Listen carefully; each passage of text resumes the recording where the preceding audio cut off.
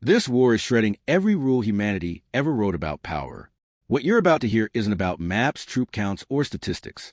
It's about a world where desperation is outrunning superpowers, where survival is shaping the future faster than wealth or legacy ever could.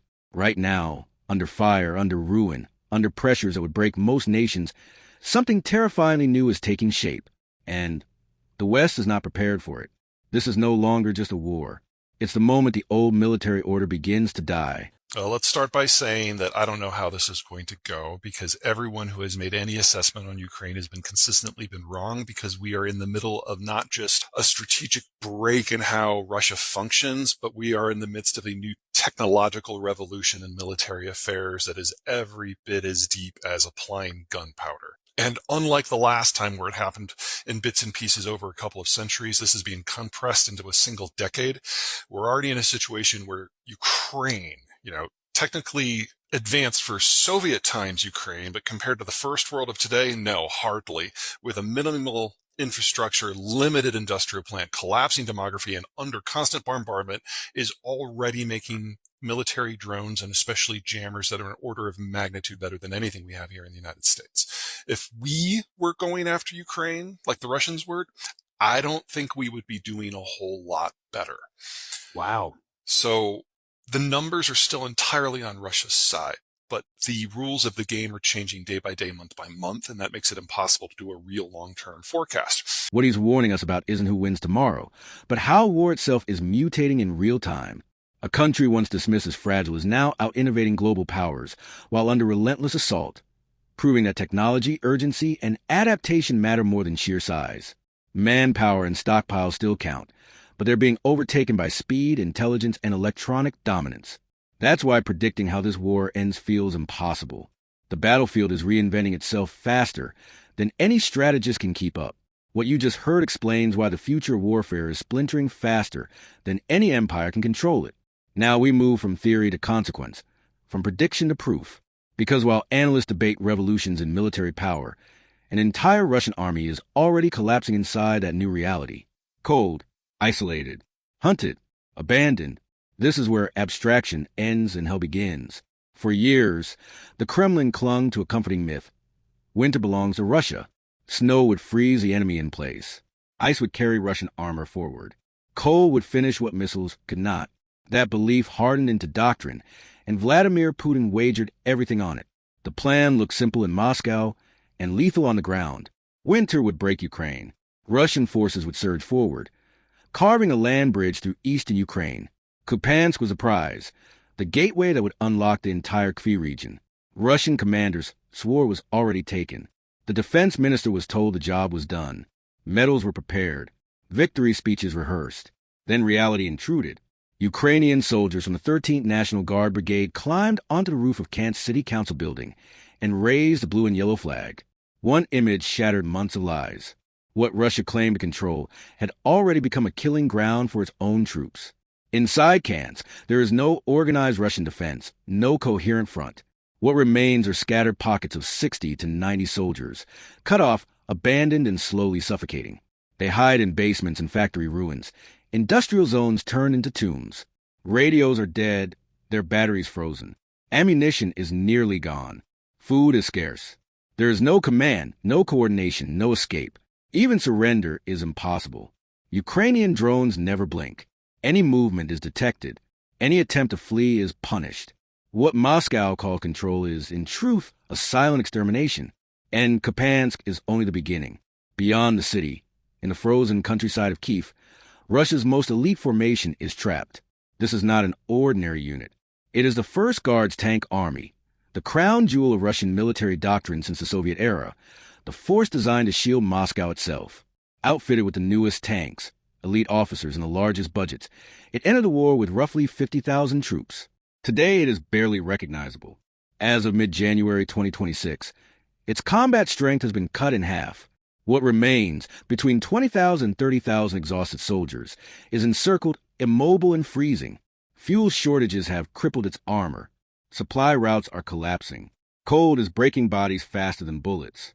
In military terms, losing half your force means you are finished. But the Kremlin refuses to accept reality. Instead of pulling back, Moscow is pushing the shattered formation forward like a corpse on strings. The reason lies in what happened weeks earlier. In early December, Russian forces surged forward, seizing hundreds of square kilometers at enormous cost. It created the illusion that momentum had returned, that winter was delivering its old magic. Then everything unraveled. Territorial gains shrank week by week. What began as steady movement slowed to a crawl, then nearly stopped altogether. This wasn't a pause. It was exhaustion. Russian reserves were burned recklessly in a desperate attempt to impress Putin.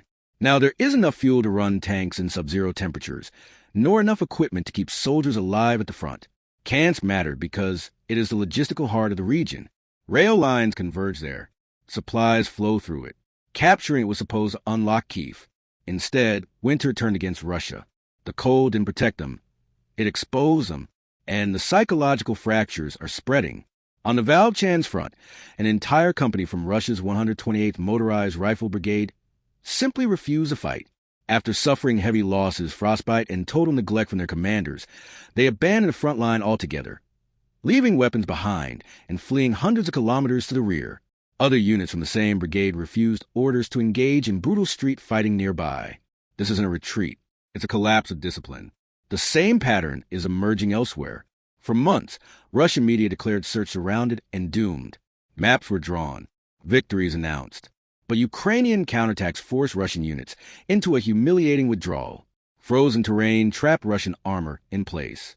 Tanks that couldn't maneuver became easy prey, hunted methodically by Ukrainian artillery. Ukraine didn't just hold, it advanced. At the very moment Russia claimed to be launching a decisive winter offensive, Ukrainian forces seized the initiative. Supply routes were targeted. Isolated Russian units were surrounded and destroyed. Control tightened along critical riverbanks and railway junctions. The momentum on the battlefield shifted decisively. So why doesn't Russia unleash its tanks to break through? Because fear has replaced doctrine. Modern surveillance turns armored vehicles into glowing beacons in the cold. Tank engines light up thermal sensors instantly. Losing a tank now means answering uncomfortable questions in Moscow. So commanders protect machines instead of men. What replaces armor is human sacrifice. Russian soldiers are ordered into so-called infiltration assaults on foot across open snowfields, while protection in minus 20 degrees, carrying 30 to 40 kilograms of gear. They march for kilometers before even reaching the fight. By the time they arrive, they are already defeated. Weapons malfunction. Radios die within minutes. Strength is gone.